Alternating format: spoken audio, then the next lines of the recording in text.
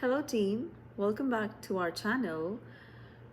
Today, this session is in continuation to our previous session wherein we discussed about Scrum team, their roles and responsibilities, and then also we spoke about the meaningful connections. I hope you remember that why there are 10 or lesser people in the Scrum team, right? So I will be explaining a bit more in detail about that. So, okay, so I explained to you Scrum team has 10 or lesser number of people in their team. Why? Because you know what? It is easy to maintain connection with 50 meaningful connections with 50. So let's understand. On the screen you will see an image. Based on that image, so a human person, which is me in this, can have closest connection to 5 team members.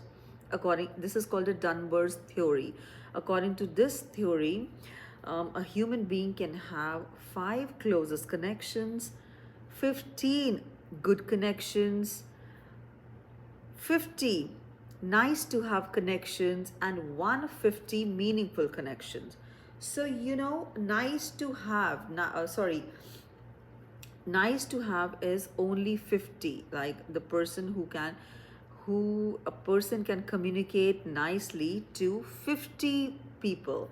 So as per Weber's formula, so Weber's formula is, I told you yesterday also. Let's discuss about this formula once more.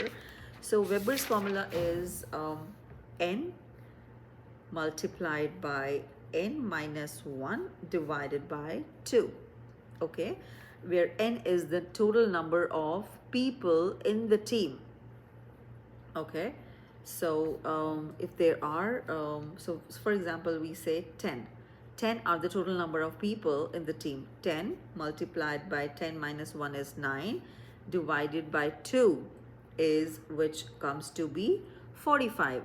So as per the Dunbar's formula, 45 is the meaningful connections, the nice to have connections, which good connections as per this image.